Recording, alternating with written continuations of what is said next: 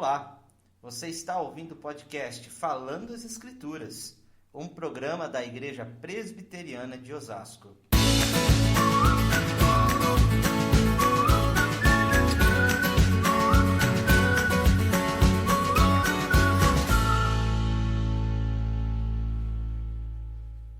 Filipenses capítulo 2, versículos 19 a 30. Espero, porém, no Senhor Jesus, mandar-vos Timóteo o mais breve possível, a fim de que eu me sinta animado também, tendo conhecimento da vossa situação. Porque a ninguém tenho de igual sentimento que sinceramente cuide dos vossos interesses, pois todos eles buscam o que é seu próprio, não o que é de Cristo Jesus. E conheceis o seu caráter provado, pois serviu ao Evangelho junto comigo como filho ao Pai. Este, com efeito, é quem espero enviar, tão logo tenha eu visto a minha situação. Eu estou persuadido no Senhor de que também eu mesmo brevemente irei. Julguei, todavia, necessário mandar até vós Epafrodito, por um lado, meu irmão, cooperador e companheiro de lutas, e por outro, vosso mensageiro e vosso auxiliar nas minhas necessidades. Visto que ele tinha saudade de vós, e estava angustiado, porque ouvistes que adoeceu. Com efeito, adoeceu mortalmente. Deus, porém, se compadeceu dele, e não somente dele, mas também de mim, para que eu não tivesse tristeza sobre tristeza. Por isso, tanto mais me apresso em mandá-lo, para que, vendo-o novamente, vos alegreis, e eu tenha menos tristeza. Recebei-o, pois, no Senhor com toda alegria, e honrai sempre a homens como esse, visto que por causa da obra de Cristo chegou ele às portas da morte, e se dispôs dar a própria vida para suprir a vossa carência de socorro para comigo.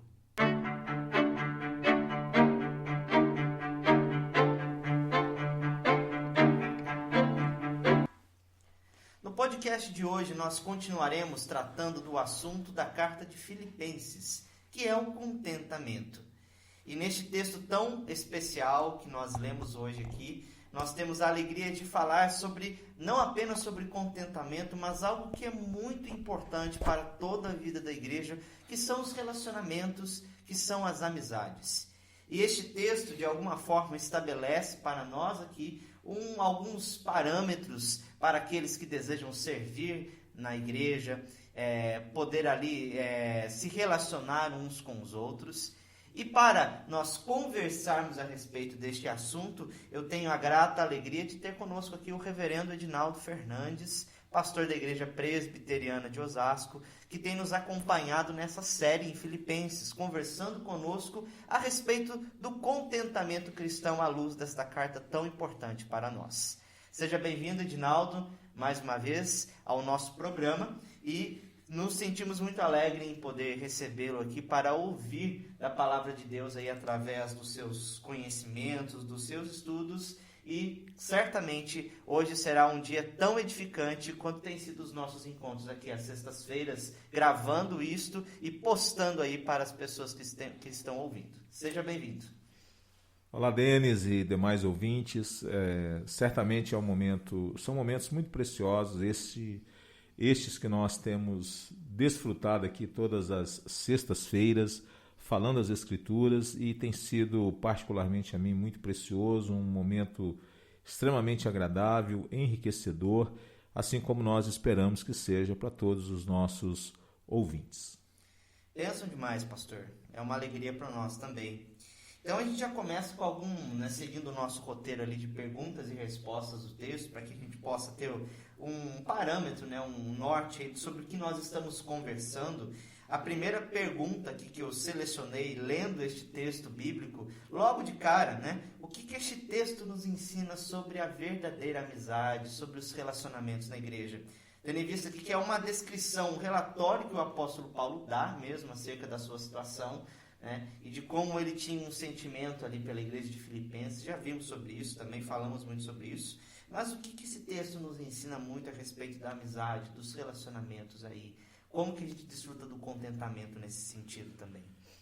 Bom, Denis, eu creio que há dois textos na carta aos Filipenses que eles são de uma mensagem assim muito forte para nós, para a gente poder entender realmente o que estava acontecendo ali, o que estava por trás desta carta, dos sentimentos do apóstolo Paulo e das pessoas que passaram a fazer parte também da vida de Paulo e presentes na vida daquela igreja. Penso que nós temos duas realidades bem distintas da nossa vida. Nós temos a realidade que está baseada em Filipenses 1:21, quando o apóstolo Paulo diz: porquanto para mim o viver é Cristo e o morrer é lucro. Ou nós vivemos esta realidade com todas as suas implicações, ou então nós estaremos vivendo a realidade do texto do capítulo 2, do verso 21, quando ele diz: pois todos eles buscam o que é o seu próprio, não o que é de Cristo Jesus. Então, o apóstolo Paulo, ele sabia as pessoas com quem ele podia contar. O livro de Provérbios diz que há amigos que são mais chegados do que irmãos. E certamente Timóteo e Epafrodito eram esses amigos muito chegados, né? Eram pessoas muito próximas a ele, pessoas por quem o apóstolo Paulo tinha uma admiração, um apreço, uma consideração muito grande. E essas pessoas corresponderam à altura, né? No momento em que o apóstolo Paulo precisou, no momento em que ele necessitou, estes dois irmãos se prontificaram, estes dois irmãos se fizeram presentes, esses dois irmãos não mediram esforços, eles estavam ali para poder realmente atender à necessidade do apóstolo Paulo, eles estavam ali para poder fazer aquilo que fosse necessário para atender, para suprir, para prover. Enfim, eram irmãos realmente presentes, né? Eram amigos, eram pessoas próximas a ele, e é por isso que o apóstolo Paulo faz questão assim de ressaltar essas qualidades destes irmãos, destas pessoas, a fim também de encorajar a igreja, a fim também de mostrar para a igreja o seguinte, que a história da fé ela é feita de pessoas simples, que a história da fé ela é feita de pessoas como eu e você, gente pecadora, gente falha, gente que adoece, como foi o caso de Epafrodito, né? E que passou por um momento difícil na sua vida, na sua saúde, porque ele havia acabado, e quando eu digo ele, eu estou falando do apóstolo Paulo, ele havia acabado de falar, por exemplo, do exemplo de Cristo.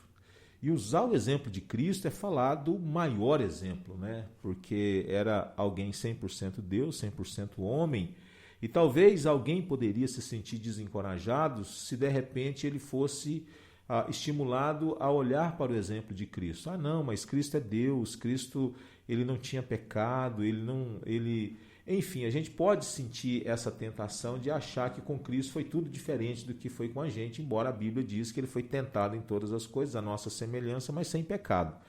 Então ele sai desse exemplo, desse grande exemplo que foi Cristo, e ele passa a falar de irmãos comuns. E é por isso que ele fala de Timóteo, é por isso que ele fala de Epafrodito, a fim de dizer para a igreja, olha, a história da fé não é feita só de superstars, de pessoas assim extraordinárias, com dons extraordinários, ela é feita de voluntários, ela é feita de pessoas que se dispõem. Então ele estava aqui encorajando aqueles irmãos a olharem para o exemplo de Timóteo, de Epafrodito e se inspirarem neles, pessoas como nós, gente que tem dificuldades, conforme o próprio Timóteo, alguém introvertido, mas ele diz, Deus usa pessoas assim, né? Então é uma bênção. É interessante a gente anotar isso, né? A gente às vezes pensa assim, né? A gente está muitas vezes acostumado com o cristianismo de superstar, né? De pessoas que estão lá num pedestal, de pessoas que têm a palavra, que têm um dom de oratória, que cantam, que pregam, e acham assim que eles estão um pouco acima da média das pessoas, meu irmão. Mas o cristianismo, de fato, é vivido por pessoas comuns, como você falou. E Paulo não fez o seu trabalho sozinho, né? Às vezes a gente fala muito do apóstolo Paulo e com razão do seu ministério, mas ele não viveu sozinho, ele não trabalhou sozinho, ele teve lá companheiros que, né, foram perseguidos juntos com ele, né? E como é a história desses dois irmãos aí de Timóteo e Epafrodito, né? Então, fazendo esse gancho aí, né, da vida desses dois irmãos, Paulo menciona aqui num desses trechos da carta, que Timóteo nutria um sentimento verdadeiro pelos filipenses, né? Que ele queria muito enviar Timóteo para eles, porque acho que não tem pessoa que pense mais em vocês, que tenha mais sentimentos verdadeiros, sinceros, com relação a vocês do que o próprio Timóteo. A gente consegue perceber que sentimento seria esse que Timóteo nutria ali pelos irmãos filipenses? Qual que era esse relacionamento da igreja de Filipos com Timóteo? Se a gente pode pescar aí alguma coisa do contexto em que Timóteo vivia, essa situação. Denis, a tua pergunta é muito boa e me ocorreu aqui agora, e eu digo agora mesmo, né? Porque o apóstolo Paulo, quando ele escreve essa carta aos Filipenses, é a carta mais próxima, né? A carta do coração, é uma carta em que ele realmente se abre para aquela igreja e ele demonstra todo o seu afeto. É uma carta em que ele não precisa fazer defesa do seu apostolado, porque aqueles irmãos de Filipos não tinham nenhuma dificuldade, nenhuma dúvida em relação ao apostolado dele, ao chamado dele. Era uma igreja que tinha uma consideração muito grande por ele, Paulo. E nessa passagem, quando ele fala de Timóteo, ele usa uma expressão muito interessante, o que acaba revelando que o apóstolo Paulo, por mais carinho que ele nutria por aquela igreja, ele não tinha um sentimento possessivo por aquela igreja. Ele não tinha uma vaidade pessoal, ele não tinha assim medo de que de repente alguma pessoa, algum irmão, algum colaborador no evangelho tivesse o mesmo sentimento para com aquela igreja. Então ele não queria desfrutar unicamente desse sentimento, e é por isso que ele compartilha aqui de uma informação muito preciosa ao dizer que Timóteo tinha o mesmo sentimento. Quando ele fala que Timóteo tinha o mesmo sentimento para com aqueles irmãos, ele está querendo dizer o seguinte, que Timóteo tem uma mente igual à minha, que Timóteo tem uma disposição igual à minha, que Timóteo tem algo em comum que eu tenho em relação àqueles irmãos. Com isso ele estava chamando a atenção para esse sentimento que não só ele possuía, querendo com isso dizer o seguinte, olha, irmãos de Filipos, não tem ninguém que ame vocês igual eu. Lógico, falar que Timóteo teve o mesmo sentimento, assim, talvez seria até... mas ele está dizendo isso, que Timóteo tinha muito apreço por aqueles irmãos, que Timóteo tinha um sentimento muito genuíno, muito sincero, muito autêntico, por isso que ele usa a expressão sinceramente, né? Porque chama a atenção para um aspecto de uma autenticidade infantil, uma criança que tem sentimentos genuínos, desprovidos de interesse. Ele está dizendo, Timóteo tem este sentimento para com vocês, o que mostra que Paulo, ele confiava em pessoas, o que mostra que o apóstolo Paulo não era um plantador de igreja envaidecido, que ele se sentia dono da igreja, que a igreja tinha que amar somente a ele, que somente ele tinha os melhores sentimentos para com a igreja. Então ele não tinha nenhuma dificuldade de compartilhar, desses sentimentos. Olha para você ver que humanidade, que espiritualidade madura, adulta, que este homem precioso, chamado apóstolo Paulo, tinha pela igreja ao dizer o seguinte, olha irmãos, eu tenho um sentimento muito grande para com vocês, mas eu quero dizer que há alguém que também tem, alguém que ama vocês, alguém que se importa com vocês, à altura dos meus sentimentos. Ele diz, Timóteo tem este sentimento. Então isso é muito bacana, é muito precioso, você poder contar com pessoas, confiar em pessoas e essas pessoas responderem à altura, poder compartilhar de sentimentos em comuns, não achar que se não for o meu amor, ninguém ama igual a mim, ninguém tem o mesmo sentimento que eu tenho. Isso não existe, né? E Paulo é alguém que prova isso. Isso para nós que está à frente de um ministério é um desafio, porque às vezes nós somos muito vaidosos. Nós queremos ser os únicos amados e nós queremos ser os únicos que ama. E toda vez que a gente percebe alguém tendo sentimentos assim, a gente começa a ser tomado por um sentimento contrário, de não aprovação, pelo contrário, de desaprovação, porque são relacionamentos muitas das vezes baseados em medo, e Timóteo e Paulo não tinha isso, né? Paulo diz, olha, Timóteo tem o mesmo sentimento, ele tem uma mente igual à minha, ele tem algo em comum que eu tenho para com vocês, e ele não tinha nenhuma dificuldade em compartilhar isso. Achei sensacional essa declaração do apóstolo Paulo, coisa que não havia me ocorrido ainda. Vou acrescentar no meu texto. Mas ainda acho que, como você falou, me ocorreu agora também, pensando sobre isso, né? que isso se transforma também para nós um exemplo, né, de como que, por exemplo, pastores, líderes têm de ter esse apreço para a igreja, olhar a igreja com um sentimento sincero e não como uma coisa, vamos dizer assim, voltada para o seu interesse pessoal, né? A gente via isso no apóstolo Paulo, a gente via isso em Timóteo, que estavam lá mesmo dispostos a servir a igreja com um sentimento genuíno de querer servir, não de querer ter algo em troca, né? Numa época aí que a gente vê tantos pastores entrando, né? Isso de uma forma geral no nosso contexto evangélico brasileiro, pastores entrando em igreja ali, almejando ali salários, almejando, né, cargos, almejando ali estruturas, vamos dizer assim, ser conhecido e usando a igreja como esse trampolim, né, para ele, né, a gente se lembra do contraste que nós temos aí, né? E em falando desse contraste mesmo, né, porque Paulo fala de alguns outros que, né, não pensavam no interesse de Cristo Jesus, mas nos interesses próprios.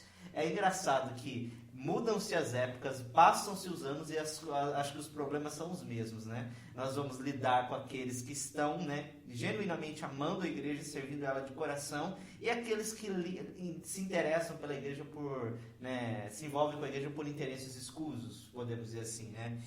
Então, quem que eram esses que buscavam os seus próprios interesses ali no contexto de Paulo, no contexto de Timóteo e da igreja de Filipenses? Bom, Denis, o texto em si ele é um pouco obscuro, ele não nos dá assim, muitas informações.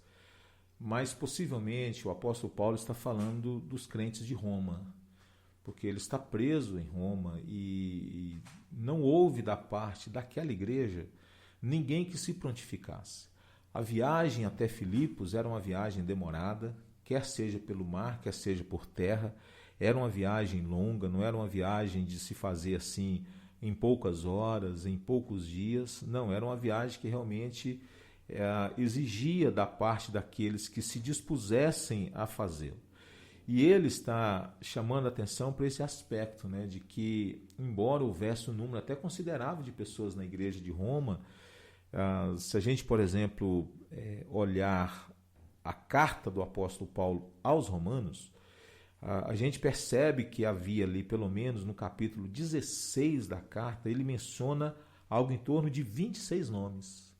26 nomes ele menciona no capítulo, só no capítulo 16, o que dá aí uma ideia da gente imaginar que, quem sabe, uma igreja composta aí de 100 membros, pelo menos, né?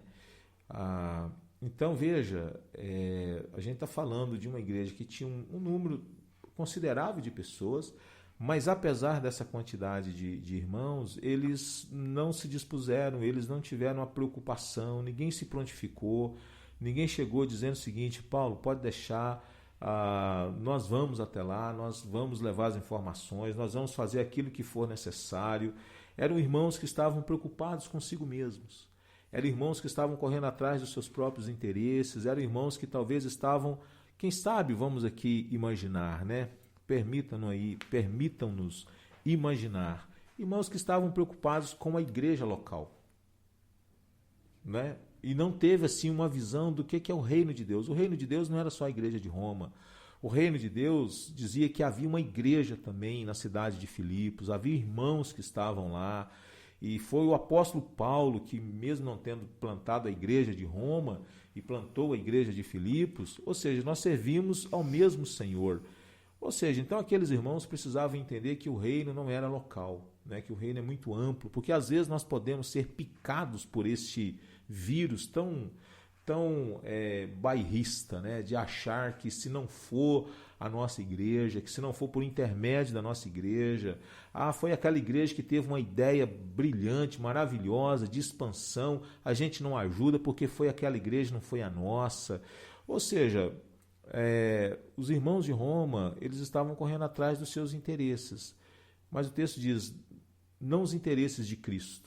Eram irmãos que estavam preocupados demais com seus afazeres, irmãos que estavam preocupados demais com seus deveres sociais, profissionais, e não havia espaço na agenda daqueles irmãos para fazerem algo em prol do reino de Deus. Por isso, se a gente não vive a realidade de Filipenses 1:21, estaremos vivendo a realidade de Filipenses 2:21. estaremos buscando os nossos próprios interesses e não os interesses de Cristo. E aí o apóstolo Paulo, quando ele fala a respeito do amor, ele diz que o amor é aquele que não procura os seus próprios interesses. É verdade. Às vezes acho que é uma das questões mais, né, difíceis aí que, como pastores, né, temos de lidar aí com a igreja, né? Queremos ali que os irmãos se engajem, né? Mas não são todos aqueles que se engajam, né? Então sempre vai haver um ou outro que não acaba, né, tomando isso de fato, né, se envolvendo pouco. E aqui está a nossa recomendação, a exortação de Paulo para que nós sejamos como Timóteo nesse sentido, né, buscando ali os interesses que é de Cristo, servindo a igreja do Senhor de todo o coração, né. Falando aí de Timóteo, né, a gente percebe aqui que o texto também, no texto Paulo, ele elenca algumas qualidades, não só de Timóteo, mas também de Epafrodito, né? E eu pensei, né, a respeito dessas qualidades, né, que elas devem existir na vida das pessoas, daqueles que desejam ser igreja, servir igreja, né? Então, quais são essas qualidades? Como que você destaca aí, aponta, né, para a necessidade dela no ministério pastoral, no serviço da igreja, nesse sentido? O apóstolo Paulo, ao falar de Timóteo, e ele tinha um apreço muito grande por Timóteo, porque ele discipulou esse jovem, né? Ele tinha uma mãe que era judia, o seu pai era grego, e ele trouxe Timóteo para perto de si, e Timóteo cresceu muito à sombra do apóstolo Paulo. E depois ele vai escrever duas cartas muito preciosas, né? A primeira e a segunda carta, que são as cartas pastorais. E no verso 22 do capítulo 2, ele diz o seguinte: conheceis o seu caráter provado. Ou seja, Timóteo já havia dado provas, né, de lealdade, Timóteo já havia dado provas de desprendimento, Timóteo já havia dado provas da sua intencionalidade, do porquê que ele estava auxiliando o apóstolo Paulo, porquê que ele estava se engajando no ministério. Ele não tinha interesses espúrios, né? Ele tinha interesses muito sinceros, muito genuínos, e ele já havia dado provas disso, porque por isso que ele diz o seu caráter provado, o que dá a ideia de que ele passou por aquelas etapas que talvez, se ele não tivesse interesses e motivações genuínas, ele teria desistido. Se os interesses dele fossem espúrios, fossem mercantilistas, fossem egoístas, materialistas, certamente, pelo que o apóstolo Paulo nos dá a entender aqui, Timóteo teria abandonado o barco, né? Porque a coisa não foi fácil, não. Mas ele diz: olha, vocês conhecem o seu caráter provado, pois serviu ao evangelho junto comigo. Veja, ele não me serviu, ele não esteve à minha sombra, não, ele esteve debaixo de algo que é autoritativo, que é o evangelho. Ele diz: junto comigo, como filho ao Pai. Então imagine você o nível de intimidade, de proximidade, de lealdade, de confiança, de reciprocidade que havia entre Paulo e Timóteo. Então realmente alguém de um caráter exemplar. E ele diz ainda no verso 23, este com efeito é quem espero enviar, tão logo tenha eu visto a minha situação. E ele não só fala a respeito do jovem Timóteo, mas ele vai, a partir do verso de número 25, ele vai falar do Epafrodito. Ele vai dizer que esse Epafrodito era também brutal demais, que Epafrodito era pau para toda a obra, como diz, né? Ele usa a expressão meu irmão, mostrando assim esse nível de proximidade, de intimidade, de confiança, mas ele também atribui algumas qualidades, né? Era um cooperador. Então não era alguém que tinha vaidade, não era alguém que queria aparecer, não era alguém que queria competir, era alguém que queria somar. Porque às vezes, Denis, numa igreja local, nós podemos ser tomados por esse sentimento, né? De não querer compartilhar com o outro, de não querer dividir, de não dar oportunidade ao outro. E Epafrodito era um cooperador. Se ele era um cooperador, primeiro Paulo percebeu nele alguém que realmente estava disposto a ajudar e deu a ele a oportunidade de ajudar. Então é uma via de mão dupla. E aí ele diz, é companheiro de lutas, ou seja, alguém que cooperava não só nos momentos fáceis, Porque é muito bom quando a gente se dispõe a cooperar no ministério que esteja assim, num avivamento, no mar de rosas, né? E eu estava pensando hoje e conversando com a minha esposa, dizendo para ela o seguinte: olha, é muito interessante que a gente às vezes ouve as pessoas dizerem assim: olha, Deus está me mandando ir para o tal ministério. E o ministério é grande, o ministério é estruturado e é bacana, bênção demais. E não há nada de errado nisso, né? Mas eu fiquei pensando, por exemplo, na experiência de Filipe, o diácono Filipe, que ele estava em Samaria num avivamento total e pregando, gente se convertendo, um movimento assim extraordinário da parte de Deus. E o Espírito Santo falou com ele o seguinte: agora você vai para um caminho deserto. E ele sai do meio de uma multidão, ele vai para um caminho deserto por causa de um homem que era lá o tesoureiro da rainha de Candace, que era o etíope. Então, às vezes, a gente coopera se o ministério estiver assim, de vento em popa, mas quando às vezes as coisas se apertam, quando é um momento de crise, quando é um momento de dificuldade, muitos talvez abandonam o navio, muitos talvez desistem. E aí o apóstolo Paulo está dizendo que Epafrodito ele não tinha essa característica, ele era um cooperador, mas ele era um companheiro de lutas. Ou seja, naqueles momentos sombrios, naqueles momentos difíceis, naqueles momentos de dificuldade, ele diz, Epafrodito estava junto. Então, era realmente pessoas muito próximas, pessoas muito leais, pessoas muito destemidas, pessoas muito despreendidas, porque às vezes as pessoas estão procurando as melhores igrejas, né? Hoje é muito comum isso, as pessoas querem as melhores igrejas, com os melhores pregadores, com a melhor tecnologia, com a melhor música. Nossa, olha, sensacional, né? Mas ele está dizendo o seguinte, que Deus às vezes está à procura de cooperadores e companheiros de lutas, gente que constrói uma história. Onde a gente pode servir melhor, né? Onde a gente pode servir mais. Às vezes na igreja grande, a gente tem sempre uma igreja muito grande, né?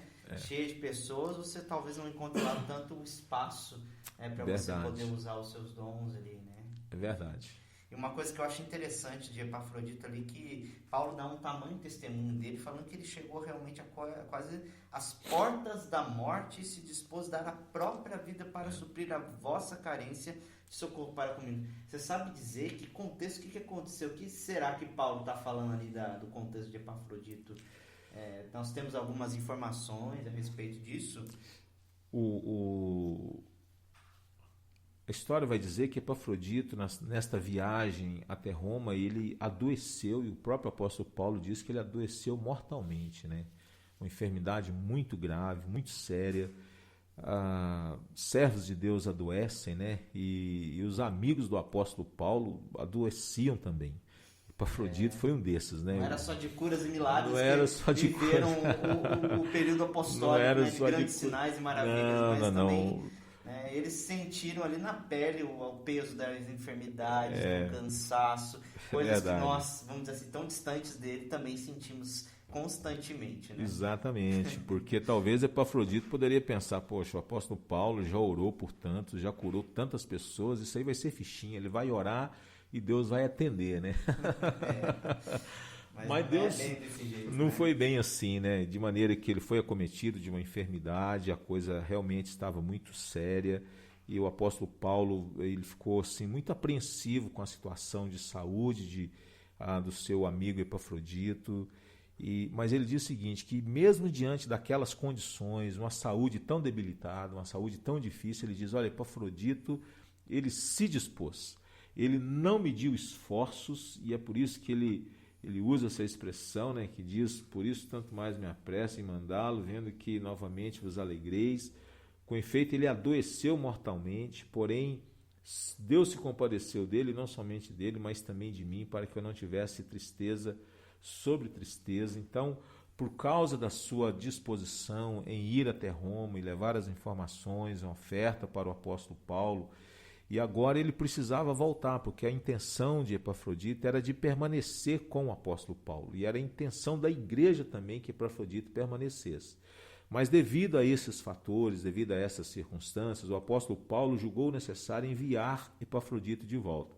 E quando o apóstolo Paulo está dando essas recomendações, ele está preparando a igreja para um acolhimento assim realmente de bom coração, porque talvez a igreja pudesse não gostar do retorno dele, porque a ideia não foi só de Epafrodito levar uma oferta, a ideia é de que o próprio Epafrodito fosse uma oferta dada à igreja de Filipos para o apóstolo Paulo em Roma. Então, quando ele volta, ele não volta porque a igreja estava pedindo, ele não volta porque a igreja estava desejosa, ele volta porque o apóstolo Paulo assim o quis, para que eles pudessem ter conhecimento de como ele estava, da sua situação, da sua condição de saúde. Por isso que ele faz essas recomendações para que a igreja o acolhesse da melhor maneira possível, como assim deveria ser.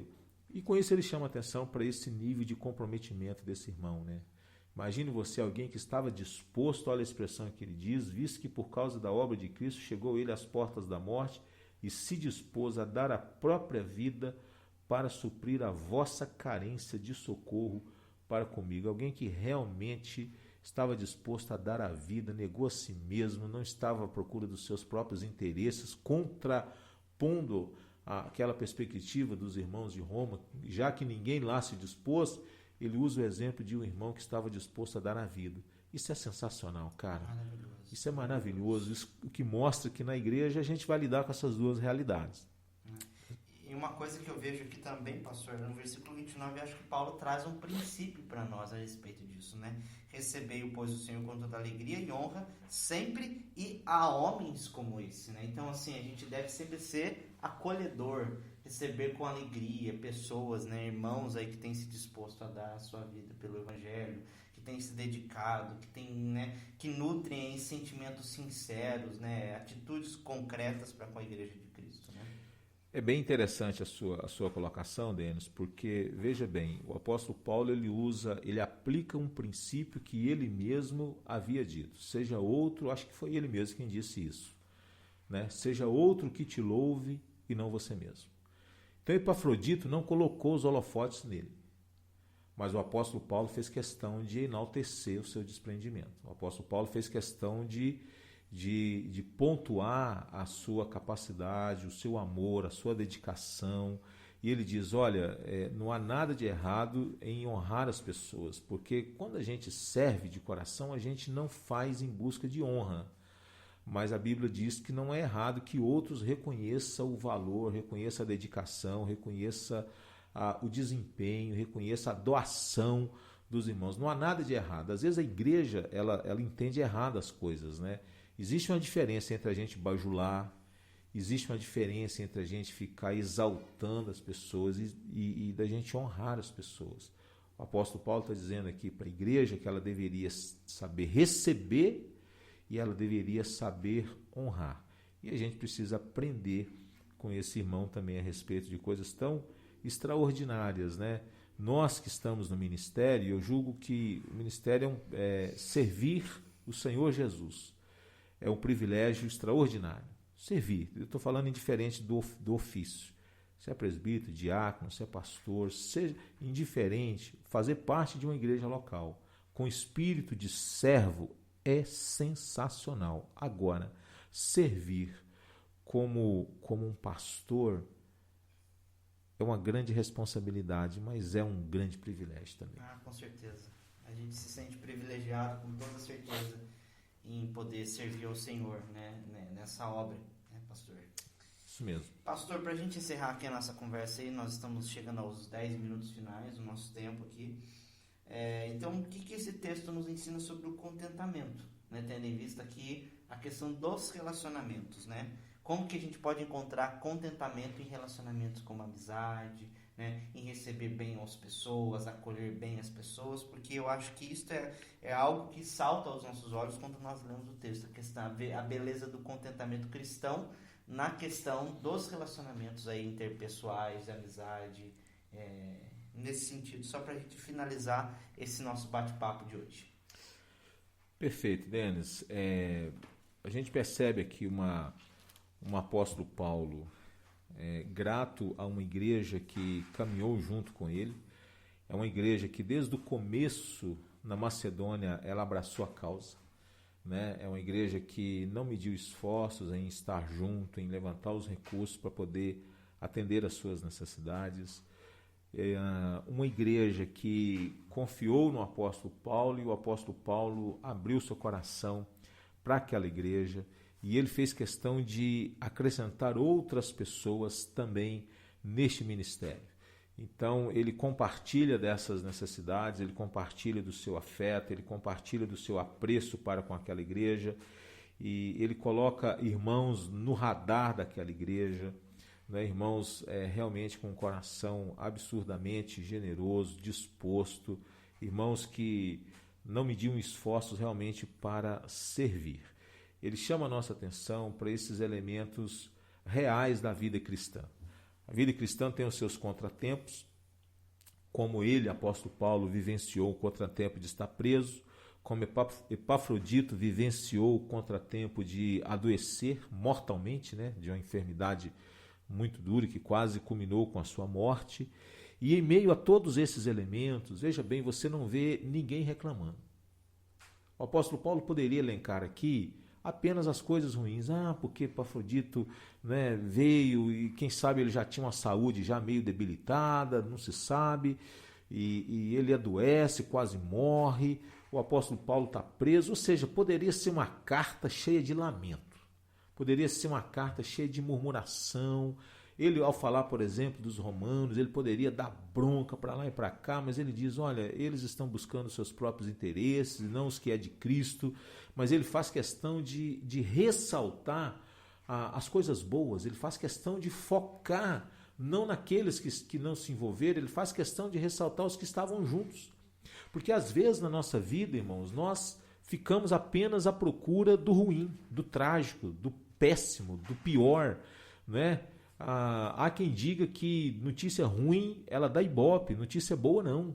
E é triste isso, né? Que a gente vive às vezes à procura da desgraça. Parece que a gente vive só para compartilhar o que é trágico, o que é ruim. E aqui o apóstolo Paulo, ele demonstra o contentamento com a vida, porque ele se satisfazia na pessoa de Jesus, e é por isso que a prisão não era capaz de entristecê-lo, pelo contrário, ele fala muito sobre alegria. Ele poderia ficar lamentando o fato de estar numa cidade e havia uma igreja naquela cidade com mais de talvez 50, 60, 100 pessoas e não houve um que se dispusesse a levar as informações para Filipos. E ele poderia ficar lamentando, como assim? Não é possível uma coisa dessa, não tem ninguém e tal. Mas ele não faz isso, ele faz questão de ressaltar aqueles que abraçaram a causa. Às vezes a gente vai numa reunião e seja numa reunião de oração, seja numa escola bíblica, seja numa atividade de algum departamento, de alguma sociedade, eu já presenciei isso muito, né? E a gente reclama de quem não foi. O cara dá bronca de quem estava lá reclamando a respeito daqueles que não foram. E eu ficava pensando comigo, mas eu estou aqui. Vamos valorizar aqueles que estão aqui. Vamos valorizar quem abraçou, vamos valorizar quem veio, não vamos ficar reclamando de quem não estava. Lógico, seria muito bom se tivéssemos outro, mas veja, o apóstolo Paulo não faz isso. Ele ressalta Epafrodito, ele ressalta Timóteo, e havia muitas pessoas na igreja de Roma que ele as conhecia pelo nome. Leia o capítulo 16 de Romanos e você vai ver quantos nomes ele menciona ali. Então ele conhecia a galera, mas ele faz questão de ressaltar 2 homens. Queridos, isso é maravilhoso. Vira a chave. Tem gente que só anda à procura do trágico, do ruim. Olha para um cenário e só vê lama. Mas a gente precisa ter a capacidade de olhar e de ver soluções, de ver apoio, de ver acolhimento, oportunidades, né? Gente que abraça, gente que chega junto e não ficar assim lamentando quem deveria, quem não deveria, por que o fulano não veio, por que o outro não abraçou. Eu acho que a gente precisa melhorar a nossa cabeça. É isso aí, pastor, certamente, né? Aprendemos muito sobre contentamento olhando a carta de Paulo aos Filipenses. Deixo aqui minha palavra de gratidão ao reverendo Edinaldo por participar sempre aqui conosco dos nossos programas, né, constantemente, falando das Escrituras.